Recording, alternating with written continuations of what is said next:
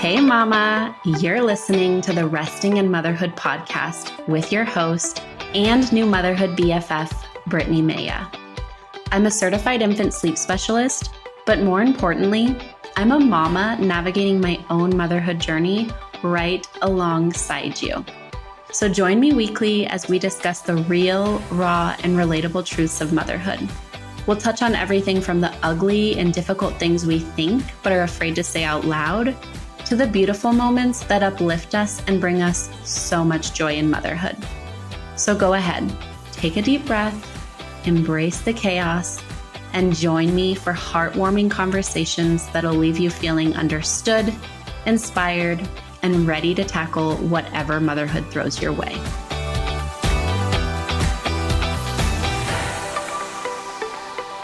This is a conversation that I have so been looking forward to because I think it's something that's not often talked about enough in parenthood and life in general. And so what we're going to be talking about today is highly sensitive people. So I will introduce our guest right away. We have Alissa, who is a mentor to highly sensitive people. And Alissa, if you just want to introduce yourself a little bit more, tell us who you are, what you do. Of course. Yeah. Thank you for having me. Yeah. So my name is Alissa Boyer. I'm a mentor for highly sensitive people. And I really got into this work. It's been 5 years now. So I got into this work because I've always been a very sensitive person. I was always so deeply impacted by the world around me. I always had such big emotions, and I often just felt so different in my experience living life. And when I was in my early 20s, I discovered this term called highly sensitive person. And it was like completely life-changing. It felt like it described everything that I had experienced in my life up until that point. And I felt like I wasn't alone for the first time in my life. And so, going through my own health issues and dealing with a lot of chronic stress and anxiety, I found so much peace in learning more about myself and learning about being a highly sensitive person and learning how to work with this trait that is just innate within me. And so I started blogging, which eventually turned into mentoring other highly sensitive people like me. And it's just really blossomed into this work that I get to do today. I'm so passionate about helping other people who are such deep feelers, who are so sensitive and in tune. It's so fulfilling for me. I love that. And I love your Instagram page so much. It's just such a safe space. It's so calming. So like I said, I was so excited to have you on. And apart from your business side, I know you're a mama. How old is your little one? My daughter, Blaine, is almost 21 months. Okay, so you're almost to the 2-year mark. Mm-hmm. And how are you currently finding rest in motherhood? So for me, it's just like, lately, it's been carving out moments of mindfulness for myself wherever I can get it. So if I'm able to wake up before her, which is hit or miss, often lately I can more often than I used to be able to. So I'll meditate for like 10 minutes in the morning just to center myself, just to kind of like reconnect to me. That's like the main way. But another thing that really I find so restful for me actually is creativity. So just like finding ways to like pursue my creative passions is huge. It just like, even on the days that I'm so tired and feeling exhausted, if I can have a moment to just like create and pour into my own cup, it nourishes me in a way that I really need, sometimes more than like taking a nap or just like relaxing on the couch. I just need to pour into myself. So it's like, it's restful in a different way. If that makes sense. Mm-hmm. Totally. I actually really love that because that's kind of why I ask people, like, how are you currently finding rest in motherhood? Because actually, I think it was last week's episode, I said, I'm currently finding rest in motherhood by waking up earlier than my daughter. And I'm like, I know that doesn't seem like I'm getting more rest, but just like you said, it allows me that quiet time in the morning to like center myself and ground myself before I have to start a day as a highly sensitive person with a job in motherhood that is dysregulating in itself. So I will actually just dive right in because we might have some listeners who might be like, ooh, highly sensitive person. What is that? So what is a highly sensitive person? So a highly sensitive person is somebody who is more sensitive to their environments. They're going to be more emotionally sensitive. And I often get people asking, like, how do I know if I'm a highly sensitive person? Do I need to go to the doctor? Do I need to be diagnosed? And no, it's not something that you're like formally diagnosed with. It's like, it's a personality trait. So I often will compare it to like being an introvert or an extrovert. Some people are just going to be more highly sensitive, and there's a spectrum of how sensitive a person is. So some common things you can kind of look for to determine if you're highly sensitive. HSPs, highly sensitive people, will be often more sensitive to like lighting, to certain fabrics, to smells in the room. Like, we'll be that person that notices the flickering light or that like annoying sound in the background that other people can tune out. HSPs are just like, it's harder for us to filter it out. We're just taking in so much more. So we're absorbing and noticing a lot more in our environments than other people. And also in our bodies, we're going to be more in tune with just the way that we feel inside. So we're often a lot more emotionally sensitive. We're going to be more aware of other people, kind of their shifting facial expressions, and maybe more in tune with their energy, knowing when something is off with someone, even if they say, oh, everything's fine. HSPs are also very empathetic. So we actually have more active mirror neurons in our brains, which are responsible for empathy. So we can just like very easily and naturally put ourselves in someone else's shoes. So we're often very much caretakers, and that friend that everyone goes to for advice. We just have that about us. Also, something that a lot of HSPs struggle with is feeling overwhelmed and overstimulated more easily. And this is really because our nervous systems are more finely tuned. So we're going to become dysregulated more quickly because we're just more sensitive. And because we're also taking in so much stimuli and so much information in our environments, it can become easier for us to feel overwhelmed because we're taking in a lot more. We don't filter things out as quickly. So that's a lot. There's a free self-test you can take at the website hsperson.com if you want to get your sensitivity score and kind of see like, oh, do I qualify, I guess, as a highly sensitive person.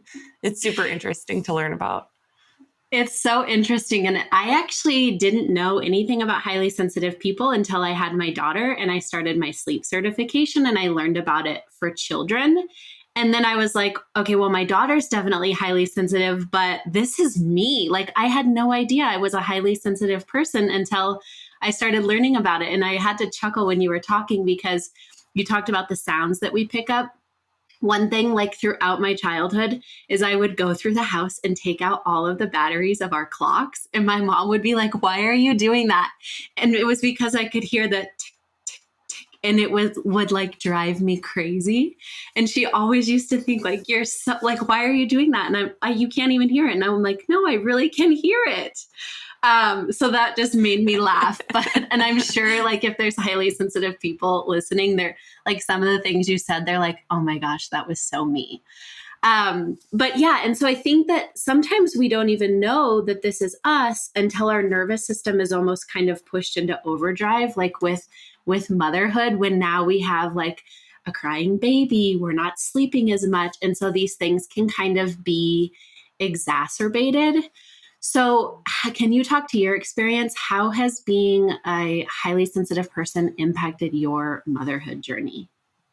It's definitely been like a challenge for sure. Like, because I was already doing this HSP work before I became a mom. I had been at it for like 3 years. I felt like very grounded in who I was and my ability to like regulate and everything like that. And then I had a child and it threw me for a loop. I knew it would be hard. Like I anticipated that. So I like had a postpartum doula. I like did all the things to like really set myself up postpartum. I was super anxious about postpartum more than birth. I just was like, I have a feeling this is really going to hit me hard. And it did. As my daughter is crying right now. It's just like all the things, but no. So really for me, it was just like, wow, I really had to adjust to getting so much less time to myself. That was a really big thing for me because I am more of an introvert. I like to have that like solitude, that time to just like be introspective. And then when you have a baby that needs you 24/7, it's like, oh my gosh, like everything feels like it's been ripped away.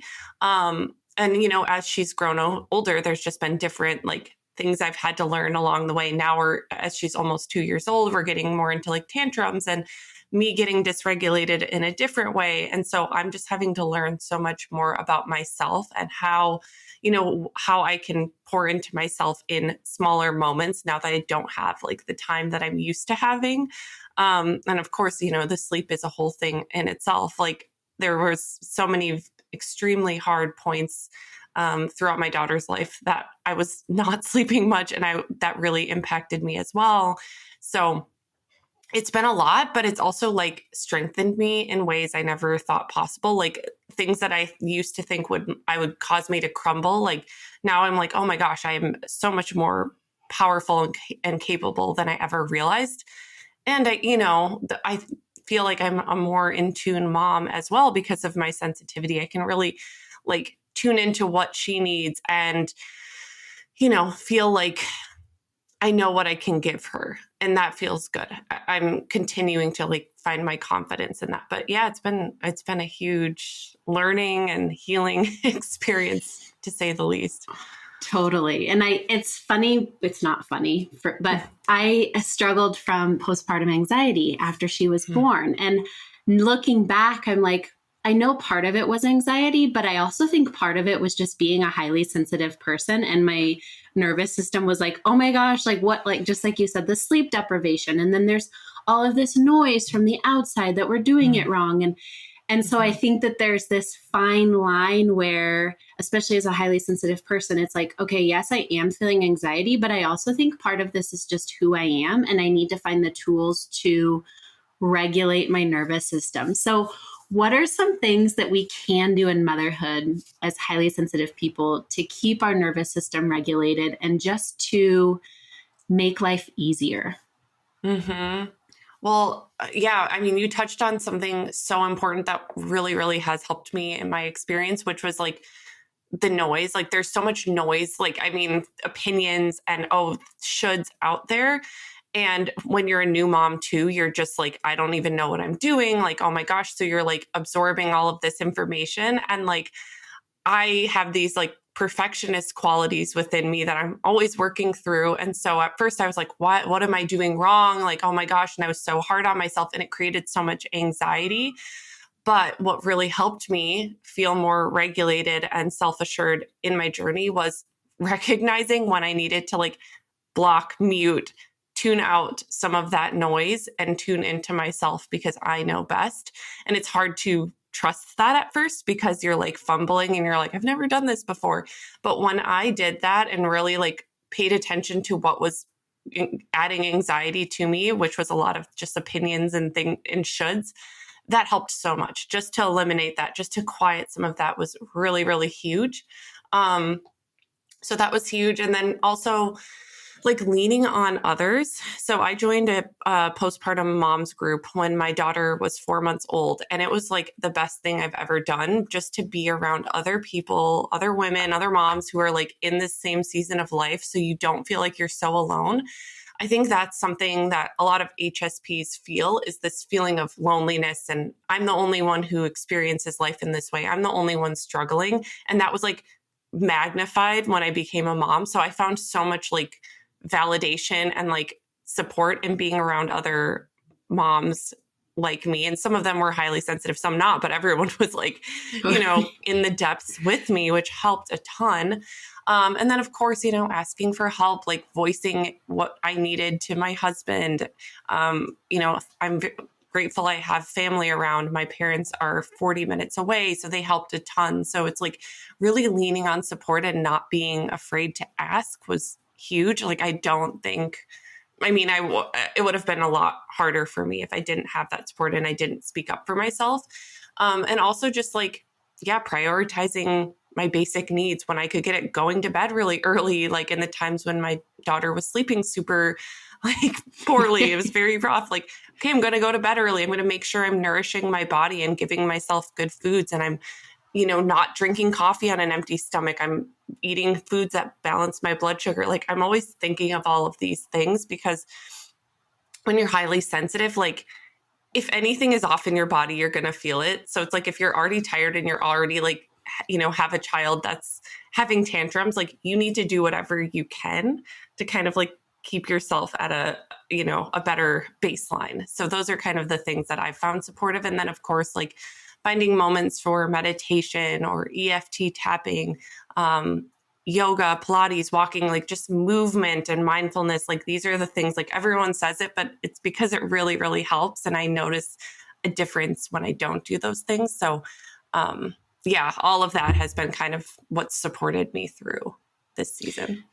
I love though that you put like the meditation, yoga and all of that at the end, because especially in like, I would say those first 9 months, maybe even like first 15 months, like we are just like shells of ourselves, right? Like especially when we have a baby who's not sleeping well, they're waking up constantly.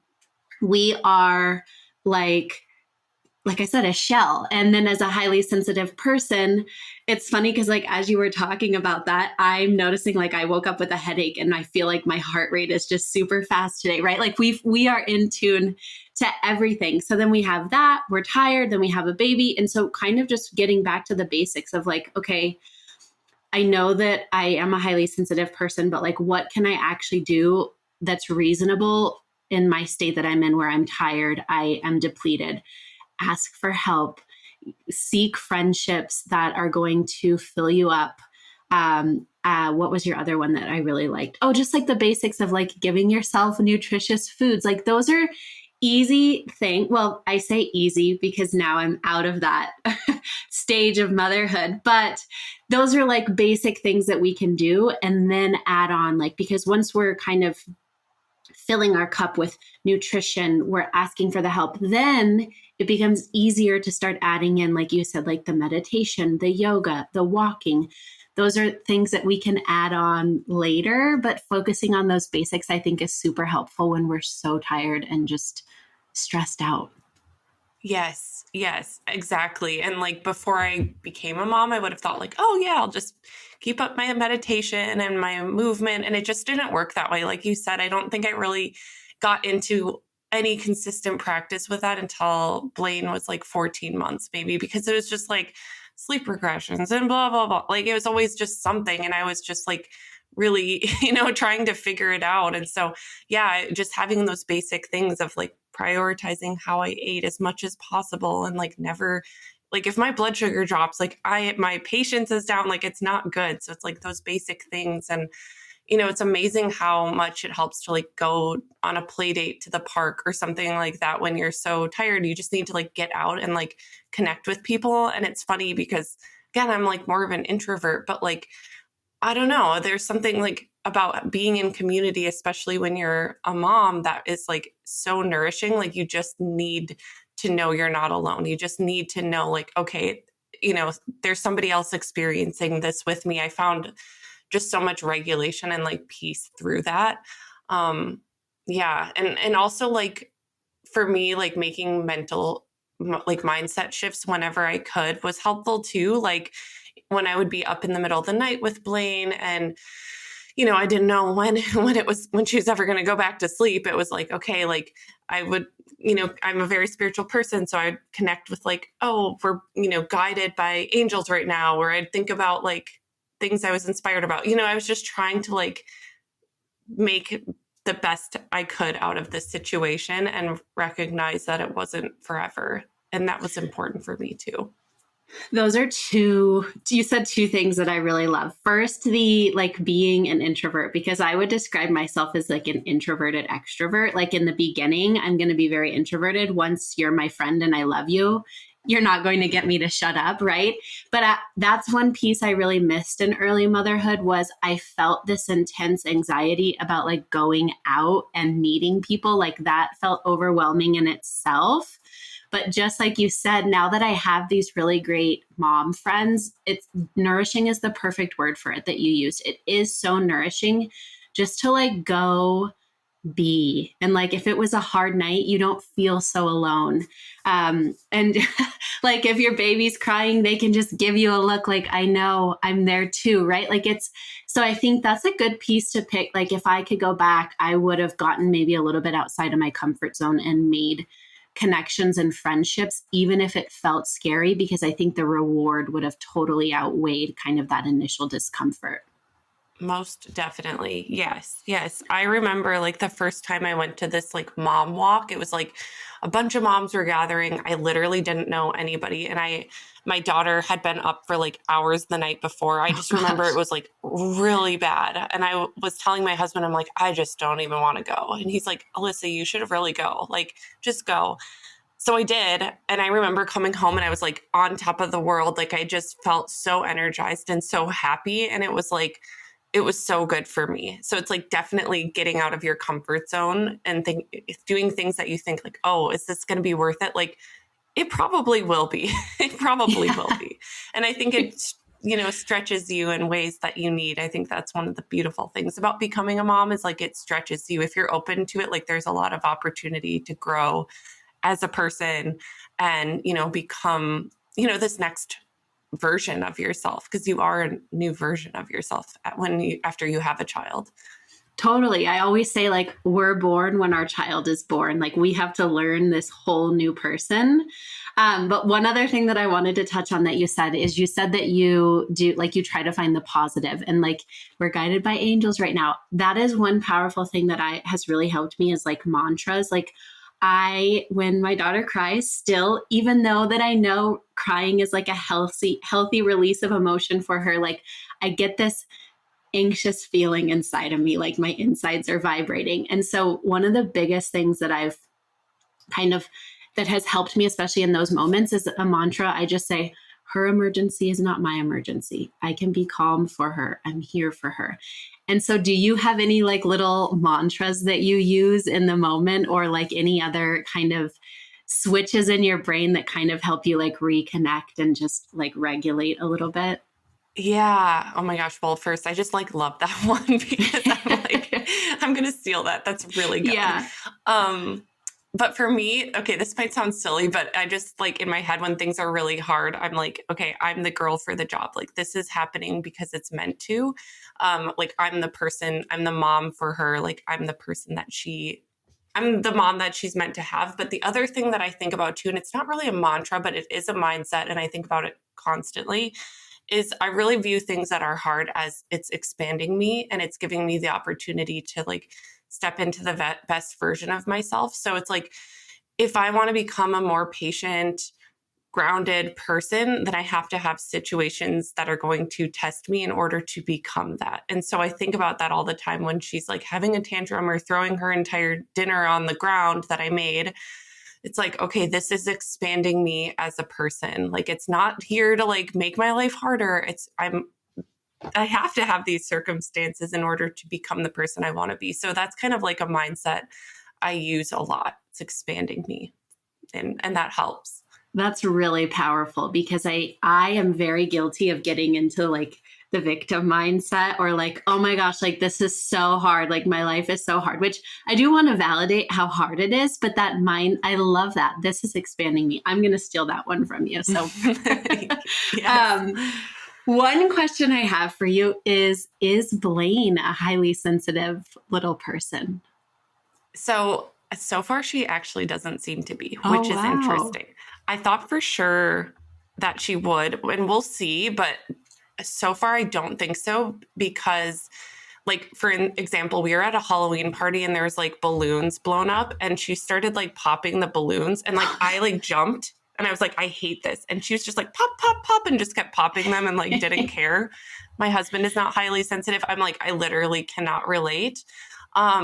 So she does not seem super highly sensitive at this point, but we'll see if there's more of like the emotional sensitivity. Maybe she is very passionate, that I will see. And I have also noticed that like when another baby or a toddler is crying, she like gets this like really sad look on her face and it seems to bother her.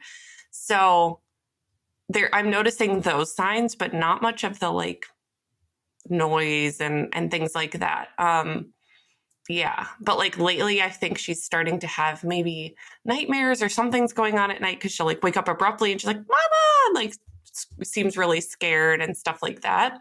But yeah, it's really interesting to witness. And there's definitely parts of her that I'm like, I can't relate. I'm definitely, you're more like your father. So, yeah. And it is funny, right? Because they can't tell us. And sometimes that's when my daughter, I knew just in that first year of life, because she was like, it was the sounds, it was the textures, it was everything that was too much for her. And then she almost kind of like grew out of that. And it was more like the emotional piece where just the other day I was like, we were like driving and somebody cut me off and I was annoyed. And she asked me a question like right as it happened. And so I answered like, maybe not how I normally would. And she was like, why was your voice like that? Like she picks up on like the littlest, tiniest things. Or like you said, the babies, like if a baby's crying in a grocery store, she'll be like, Mommy, we have to go find them. We have to help them. Like she's very there. But at the same time, like that girl's like jumping from, and I guess that maybe isn't a highly sensitive thing, but she's like jumping from crazy things at the park, like all of that. But one question I have, and I know you might not have dealt with this personally, but what are some tips for highly sensitive parents parenting highly sensitive little ones?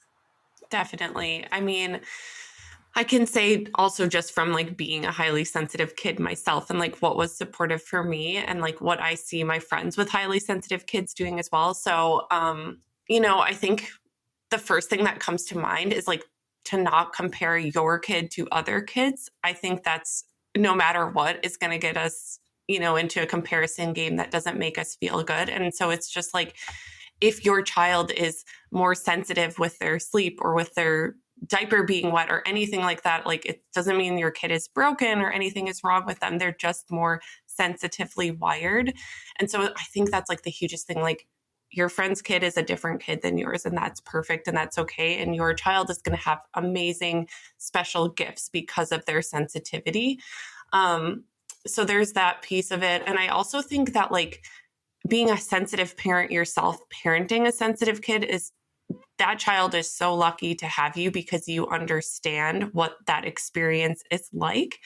And so while it will be triggering to you at times because it's probably going to, their big emotions are going to trigger your big emotions and it can be a lot. It's just like really maybe having a mantra that you can repeat to yourself where it's like, this is the child that I was meant to have. Like I'm the perfect parent for them. I can, because I can understand their experience and really like definitely prioritizing pouring into your own cup, having, kind of the things we were talking about where you're nourishing yourself in different ways so that you feel as much as possible, you feel grounded so that when your child is having or baby having their experience, it's like you can come to them with a more grounded state. And of course, we're not going to do it perfectly always. So it's also like having compassion for yourself when you do get dysregulated, when you don't always react in the way that you want, like giving yourself a lot of compassion as well. You're doing your best. You're doing something that is legitimately very challenging. And like, you can always, tomorrow is a new day. You can always keep trying. And I think too, just like being like, I think there's a lot of self-trust that we have to cultivate as parents. And so it's like trusting that you know what's best for your child. Like I take Blaine to a gym class and there's some babies that they'll come in their first day or two. It's like, it's very overwhelming for them and they don't enjoy it. And I think it's like, your kid best. So if you think that it's better to not, that environment isn't great for them, then like trust your gut. Or if you feel like, no, I want to stick it out and, support them through it. But it's basically like, trust yourself, trust that you know what is best for your child, even if that looks different than the way other people are doing things with their kids. I love that. That's everything I preach with sleep too, but it rolls over into everything. And you said something that really like I loved, which was like when we're sensitive, we can really like we know what our child is going through. And I think you say this a lot on your Instagram, but like you talk about how sensitivity is actually a superpower, which I totally agree with.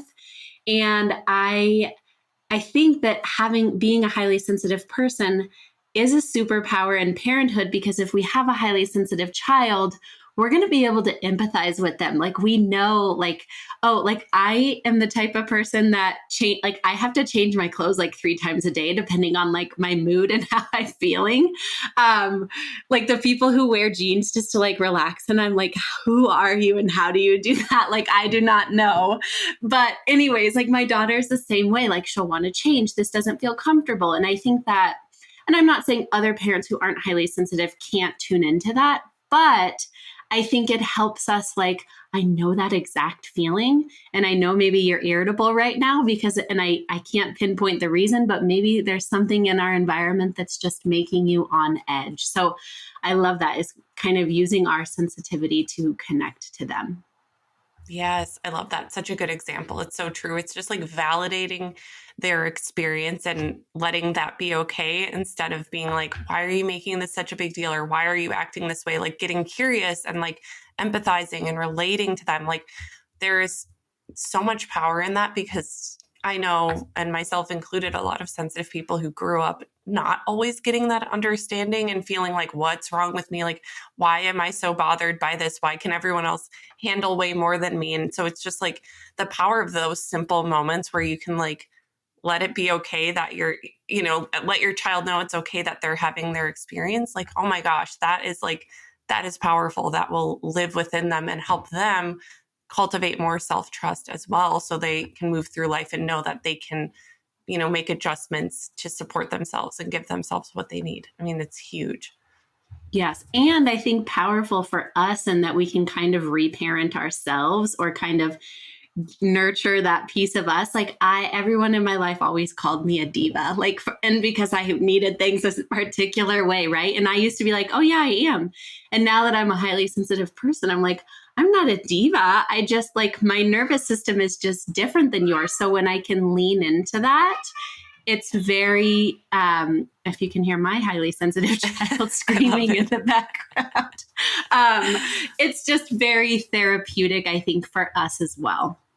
Yes, I couldn't agree more. And that's where it's like, if you're approaching parenthood with that openness as much as possible, you can really see those opportunities to heal parts of yourself. Like it's like these things are coming up and it's triggering and it's challenging, but it's bringing to the surface like an opportunity, like you said, to reparent yourself. And it's really amazing, like what, you know, how we can grow from that experience. It is. Oh my gosh, this has been such a good conversation. I'm so thankful that you came on. Do you have any like parting words, any wisdom that you'd like to leave us with? I would just say, if you're listening to this conversation and you're like, oh my gosh, I think I might be a highly sensitive person, I would just encourage you to like explore the topic. There's so much great research and information out there about it. And you know, if you've felt like being sensitive your whole life is a bad thing, like I hope that this can help you see like, oh, actually there might be something really good about being sensitive, and kind of get curious about what some of the strengths it holds, because there's a lot of beautiful traits that come with being highly sensitive. So true. And where can we find you? How can we learn from you? I'm super active on Instagram. My page is @Life by Alissa, and I have tons of free resources and a podcast for HSPs over there. So yeah, you can find it all on Instagram. Perfect. And I will link your Instagram below, as well as your podcast and website. But just thank you again so much. This was such a wonderful conversation. Thank you for having me. So fun. Let's meet up next week too. Make sure to subscribe to the Resting in Motherhood podcast on Apple Podcasts, Spotify, or wherever you're listening. Want to continue this conversation? Head to the show notes for this episode at restinginmotherhood.com/podcast, or connect with me on Instagram at resting_in_motherhood.